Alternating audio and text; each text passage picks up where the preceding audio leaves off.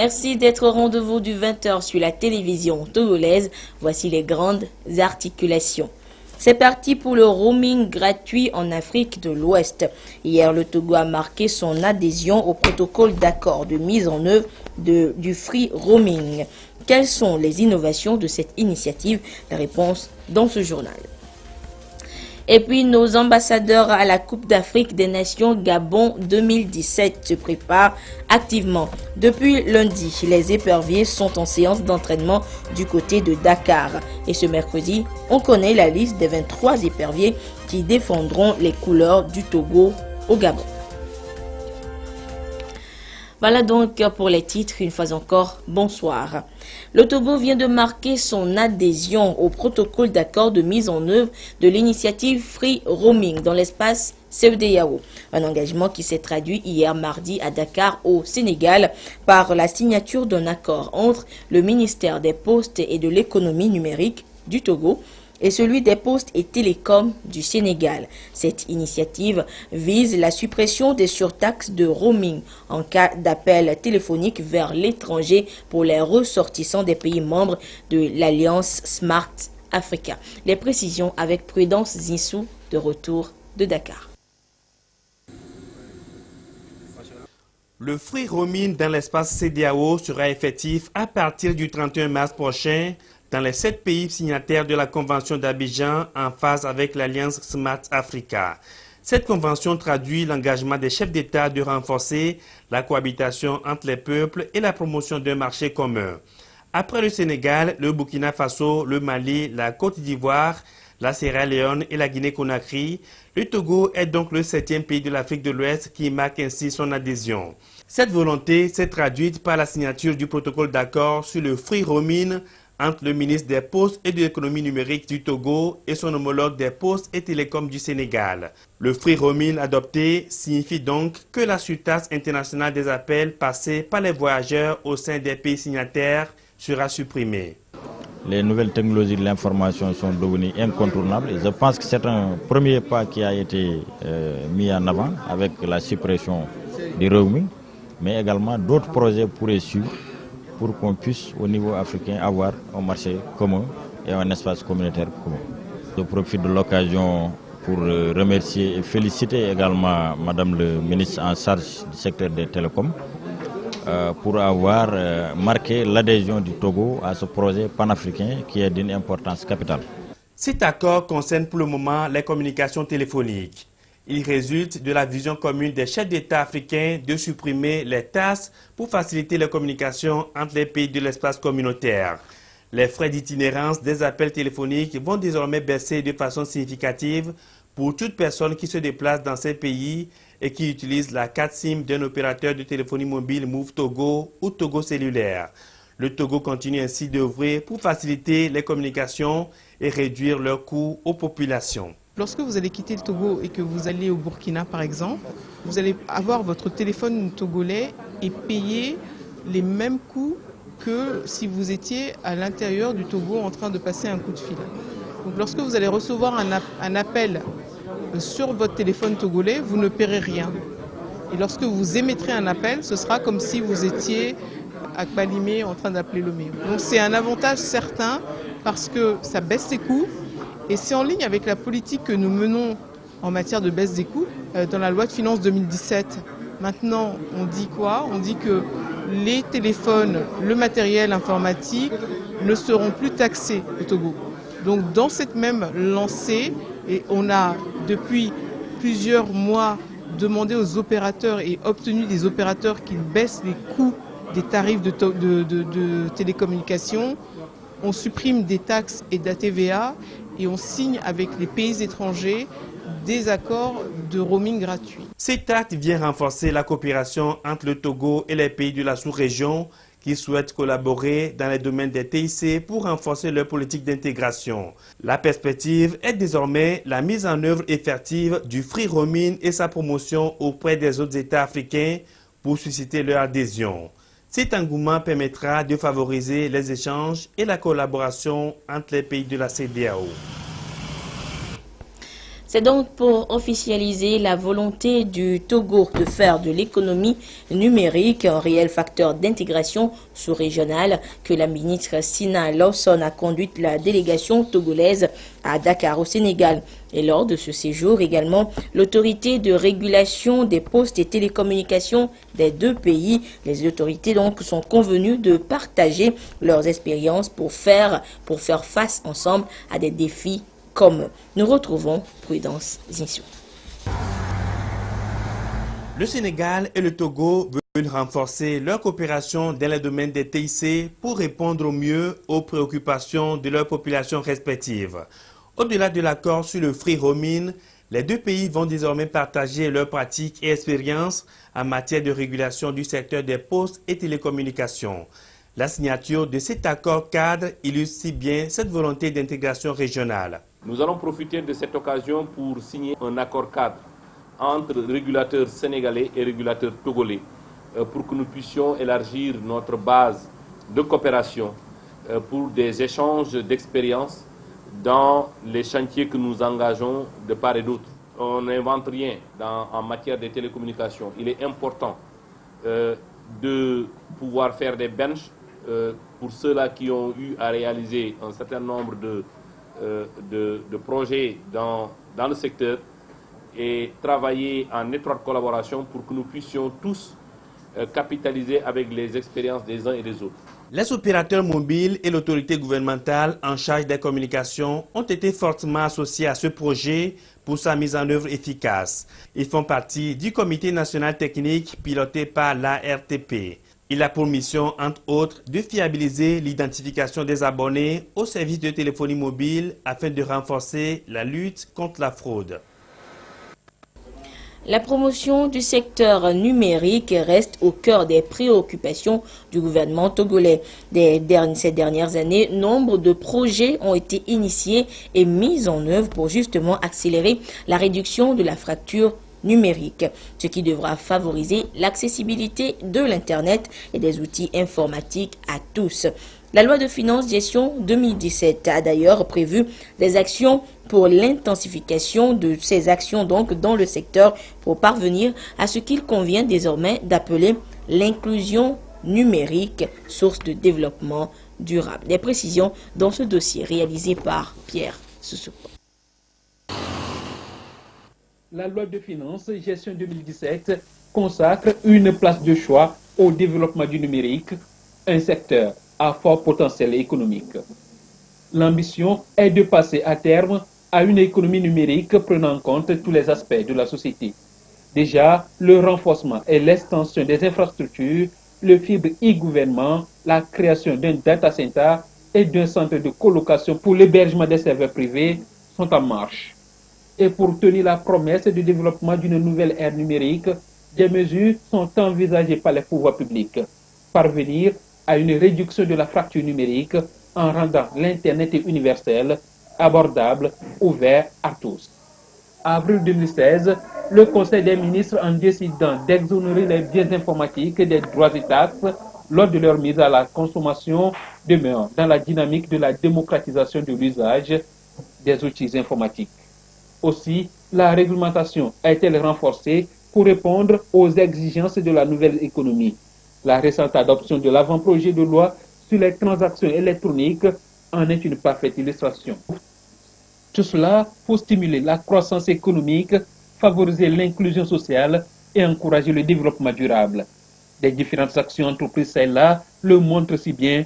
Le numérique se positionne tel un véritable vecteur de développement industriel de demain, un accélérateur certain pour le développement économique, social et même culturel. Elle était prévue pour ce mercredi 4 janvier 2017 et elle a bel et bien eu lieu. Malgré les fausses informations relayées ces derniers jours sur les réseaux sociaux faisant état d'un possible report, la reprise des cours a été effective dans tous les établissements scolaires du pays, comme l'ont constaté à Lomé, Tabitha Akakpo et Augustin Kossi. Après 10 jours de répit, les voici de retour. Échange de vœux et quelques salutations d'usage, c'est la reprise des cours. Ici, Les apprenants sont soumis à une séance de dictée-question. Dictée sans titre. Toute la classe était prête à suivre les résultats des recherches de leurs camarades. Point. Les cours ont normalement repris ce matin au lycée Tokoin 1. Nous avons également démarré les compositions pour les élèves de la 6e en 3e. Voilà, nous avons échangé les vœux avec le personnel enseignant.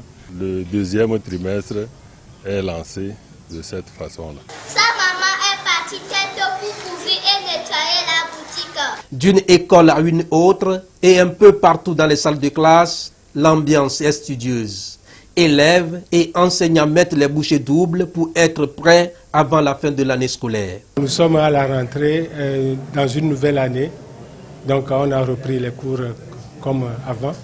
Nous sommes en génétique classique sur le dihybridisme, donc nous sommes sur interprétation mendélienne et interprétation chromosomique. Avec un exercice, on va illustrer cela. Là, je suis en train de faire un cours sur l'histoire de la Deuxième Guerre mondiale. Les dates d'examen sont toujours là. Ça ne va pas changer.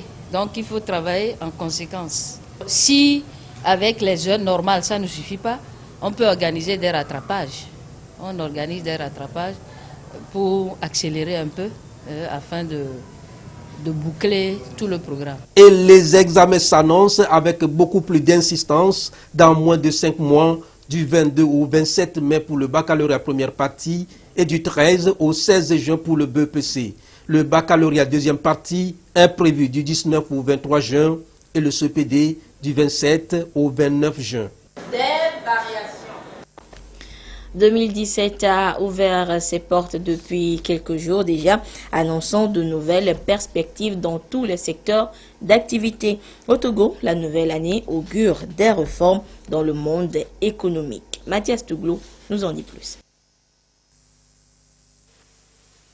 Le Togo, dans la droite ligne de sa politique de développement et de croissance économique, s'est résolument engagé à œuvrer pour son éligibilité au programme américain de lutte contre la pauvreté dénommé Millennium Challenge Account. Dans cette quête permanente, deux indicateurs sur lesquels il est jugé sont passés au vert. Il s'agit de sa politique commerciale et la liberté de sa presse. Deux indicateurs, de bonnes notes, et le Togo entend engranger les bénéfices de cette performance.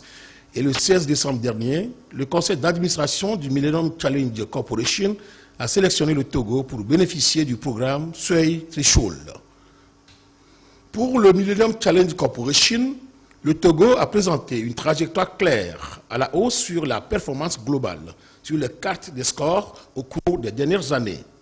En rappel, le programme Seuil est une initiative visant à accompagner les pays ayant réalisé d'importants efforts. Le programme Seuil s'étend sur 2 ans ou 3 ans avec un montant d'environ 5 à 60 millions de dollars US. Dans le prolongement de cette politique audacieuse, d'importantes réformes ont été entreprises avec un engagement au plus haut niveau de l'État. Ces réformes couvrent différents domaines dont les plus significatifs sont, entre autres, la lutte contre la corruption, l'amélioration continue du climat des affaires, la modernisation de la justice, marquée par l'installation des chambres commerciales et surtout la modernisation de l'administration publique. Toutes ces réformes ont permis au Togo de gagner cette année encore 2 points au niveau du classement Doing Business 2016, 150e contre 152 l'année dernière. 3 indicateurs expliquent ce nouveau résultat. La création d'entreprises dans ce domaine précis. Le Togo a réduit les coûts par la suppression des redevances perçues par l'Office togolais des recettes OTR. La deuxième réforme est liée à l'électricité dont l'accès est pris en compte par un guichet unique où tous les paiements sont faits de façon unique. Et enfin, la création d'une plateforme électronique. Considérée comme la plus grande réforme, cette plateforme facilite le commerce transfrontalier en réduisant les procédures d'importation et de paiement. Pour le Togo, obtenir un bon score constitue une vitrine séduisante pour les investisseurs, surtout étrangers. Toutes ces réformes opérées ces dernières années après la restauration de la stabilité politique accompagné d'un ambitieux programme de croissance et de développement économique durable du Togo, viennent de la volonté et de l'engagement du chef de l'État pour un développement durable du Togo et le mieux-être de sa population. Des réformes donc débutées depuis des années et à poursuivre donc durant cette année 2017. La suite de cette édition avec ce communiqué du ministre de la Sécurité et de la Protection civile. Le commerce illicite de produits pétroliers est devenu depuis quelques jours un sujet de préoccupation majeure pour le gouvernement. Cette activité, quoique génératrice de revenus pour certains citoyens véreux, est une véritable menace pour la sécurité nationale eu égard aux graves accidents, incendies et parfois troubles à l'ordre public qu'elle engendre. Au-delà de la sécurité, ce phénomène impacte très négativement la santé des populations et l'économie nationale. La persistance et la généralisation de ce fléau, qui n'épargne aujourd'hui aucune région du pays, ont poussé le gouvernement à envisager, outre les multiples actions d'explication et de sensibilisation, des mesures énergiques de répression pour éradiquer cette nouvelle menace. C'est dans ce contexte que l'opération Entonnoir, spécialement dédiée à la lutte contre ce trafic, a vu le jour aux côtés des forces de défense et de sécurité et de la douane.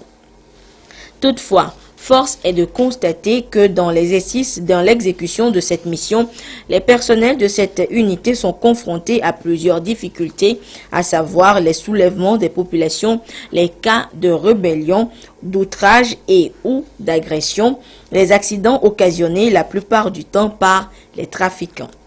Ainsi, dans la nuit du 13 au 14 décembre 2016, un véhicule poursuivant un convoi de trafiquants a été victime d'un grave accident de circulation ayant occasionné des blessés et d'importants dégâts matériels au préjudice des forces de sécurité. De même, ce mercredi 4 janvier 2017, un véhicule de police transportant des produits pétroliers saisis auprès des deux trafiquants a été entièrement consumé suite à un incendie qui s'est déclenché à l'occasion de l'opération. Le ministre en charge de la sécurité rappelle à tous que ni la gravité ni la récurrence des incidents dont sont victimes les forces de sécurité ne les feront reculer dans l'exercice de cette mission. Tout en réitérant l'engagement et la détermination de cette dernière à éradiquer ce fléau, ce trafic illicite des produits pétroliers, il met en garde les auteurs de cette dangereuse activité, notamment les grossistes, car des mesures plus énergiques seront mises en œuvre dans les prochains jours pour les traquer. Par ailleurs, il invite les populations à collaborer plus étroitement avec les forces de sécurité pour venir à bout de cette nouvelle forme de menace qui est en train de prendre forme dans notre pays.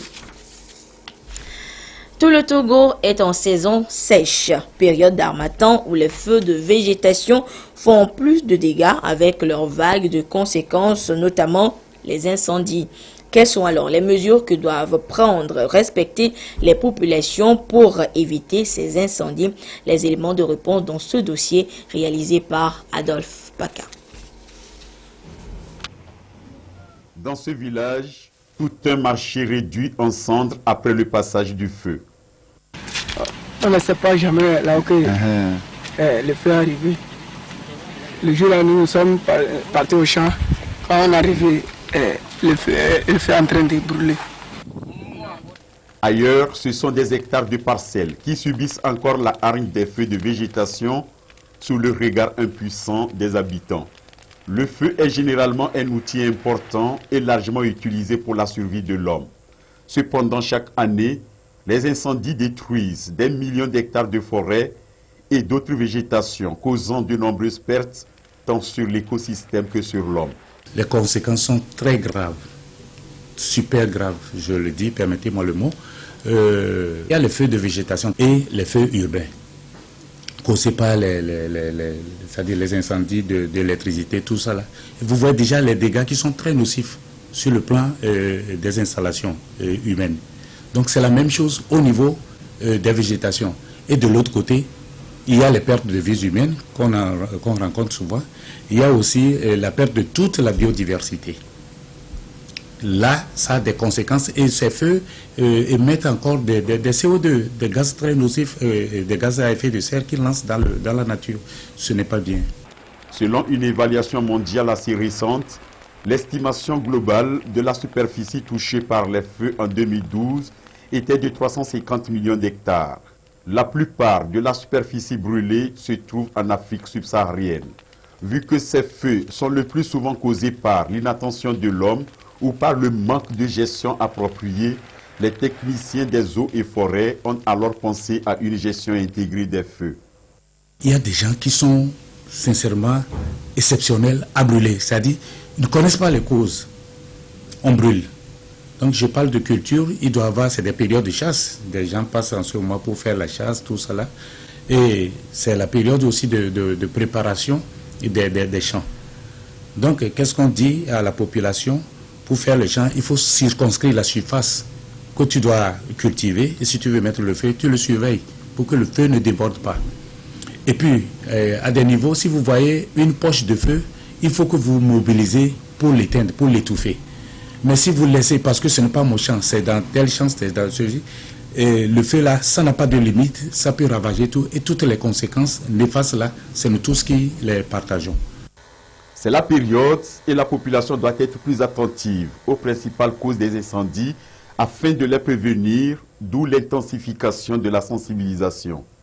On a instauré les feux précoces, donc en début, c'est-à-dire vers la fin de la saison pluvieuse et en début de saison sèche, on fait le feu précoce. Quand la saison sèche est installée, on ne fait plus de feu. Donc tout feu qui arrive pendant la saison sèche, c'est des feux tardifs qui sont très nocifs à l'environnement. Conscient que le feu n'a pas de limite et qu'une bûchette embrasse toute une forêt, à chacun de prendre ainsi ses précautions et surtout au comité villageois de lutte contre les feux d'être encore plus actifs et vigilants en cette période d'harmattan et à prendre toutes les mesures de sécurité dans les habitations et les lieux publics. Et il se appelle donc à la vigilance en cette période de saison sèche, a été lancé également hier en Conseil des ministres. Lutter contre les feux de végétation, mais également préserver l'écosystème. C'est l'objectif de certains photojournalistes, amateurs et professionnels de la photographie qui se sont retrouvés ce mercredi du côté de Kalimé pour capturer le paysage naturel pour ensuite en faire des expositions pour lancer un appel à préserver Dame Nature. Les précisions avec Sylvain Abdou. Des clichés pour dénoncer la dégradation de l'environnement. Photographes, graphistes, amateurs et artistes immortalisent ces images du paysage naturel en vue de leur exposition le 27 janvier prochain au Festival des Arts et de la Photographie. Et ce seront uniquement les photos les plus illustratives qui vont être sélectionnées et exposées au cours de cette 3e édition qui appelle à la protection de l'environnement. Moi actuellement sur ce festival, je prends le pari, au lieu peut-être de montrer ce qui est fait contre l'environnement, de montrer les dépotoirs, de montrer tout ce qui est mal, parce que les gens le voient au quotidien mais ils font semblant de ne pas le voir. Alors je prends le pari de montrer ce qui peut encore être sauvé, de montrer ce qu'on a et qu'on risque de perdre définitivement. Et je suis dans de la photographie, plus de la photographie de détail, de la macro-photographie, pour essayer de montrer un aspect de la nature que les gens n'ont pas l'habitude de voir. Aujourd'hui, il faut dire que nous sommes dans un monde où les gens ne lisent plus vraiment beaucoup. Mais c'est l'image qui parle. Quand vous présentez une image à quelqu'un, juste en voyant l'image, ça sensibilise. Si vous voyez déjà, même sur les réseaux sociaux, le nombre de personnes qui voient une image, qui aiment une image, est différent du nombre de personnes qui lisent. Et une image, c'est toute une histoire. À travers une image, on peut transmettre beaucoup de messages. Et je pense qu'au travers des images qu'on prendra, ça pourra sensibiliser plus d'une personne, vraiment la population, pour protéger l'environnement. La problématique abordée cette année est « Ma nature, mon environnement ». Par ce concept, les promoteurs s'engagent dans cet ambitieux projet à contribuer à une meilleure gestion de l'environnement. Et le créneau choisi, la sensibilisation à travers des séries d'images. Ici, chacun utilise la technique appropriée pour mieux véhiculer son message. C'est à eux maintenant, dans leur tête, de pouvoir rechercher comment illustrer ce texte-là en séquence d'images, afin d'avoir des images éloquentes. Pour que, à l'exposition, quand ces photos, face à ces photos, on fasse des commentaires et tout, qu'on puisse réanimer cet engagement personnel, ressusciter ce sentiment-là de protection de la nature en fait envers les gens. C'est de se servir de la photo pour communiquer. L'initiative entend aussi offrir à la jeunesse et aux mordus de la photo l'opportunité d'assister et de participer à la promotion de la photographie. Ce festival sert également de plateforme d'échange entre professionnels pour mieux valoriser leurs talents. Actualité sportive à présent avec les préparatifs des éperviers pour la CAN Gabon 2017 qui se poursuivent du côté de Saly au Sénégal où ils sont arrivés depuis le 1er janvier dernier. Et avec un rythme de 3 séances d'entraînement par jour, les éperviers, nos ambassadeurs, ont poursuivi avec des exercices de réveil musculaire, d'endurance et de mise en train. Voyons tout cela avec notre envoyé spécial à Saly, Champion Teba. Jamais un sans deux. Après leur première séance d'entraînement, les éperviers ont retrouvé les pelouses de l'Institut Djamba pour cette fois-ci des exercices de réveil musculaire, d'endurance et de mise en train. Exercices qui ont fait du bien à l'équipe, particulièrement au capitaine Chéhi Adebayor et au nouveau venu Noukafou Victor. Pour gagner la Coupe d'Afrique des Nations, il faudra passer par là. On est là pour travailler et ça se passe très bien en ce moment. Je peux vous dire que le climat il est plus ou moins bon. Donc voilà, maintenant c'est à nous de bien travailler, c'est à nous d'être concentrés, c'est à nous de donner le meilleur de nous-mêmes et on verra à la CAN ce que ça va donner.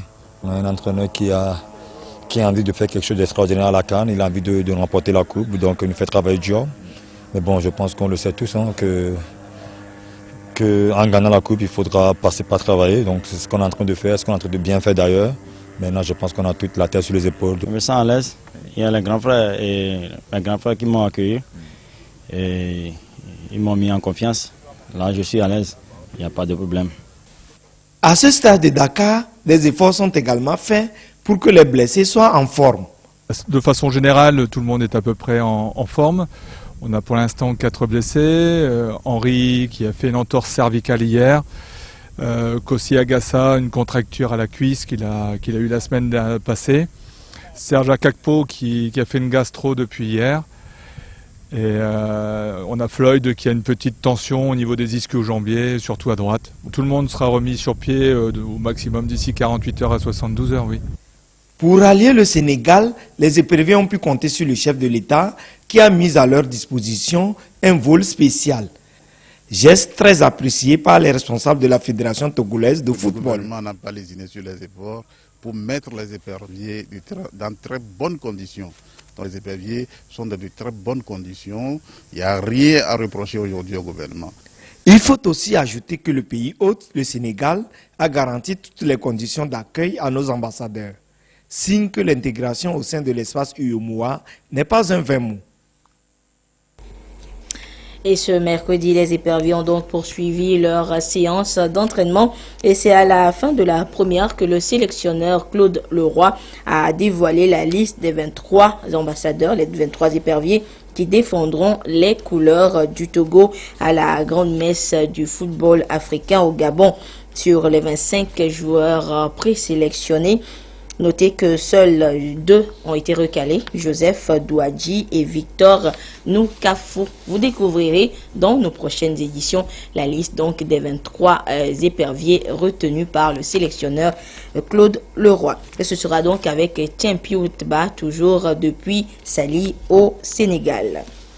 Et voilà, c'est sur cette information que se referme cette édition. Merci à vous qui l'avez suivi un peu partout grâce à la télévision togolaise. À 22h30, vous serez en compagnie de Edem Susukpo pour la dernière édition du journal. Au revoir.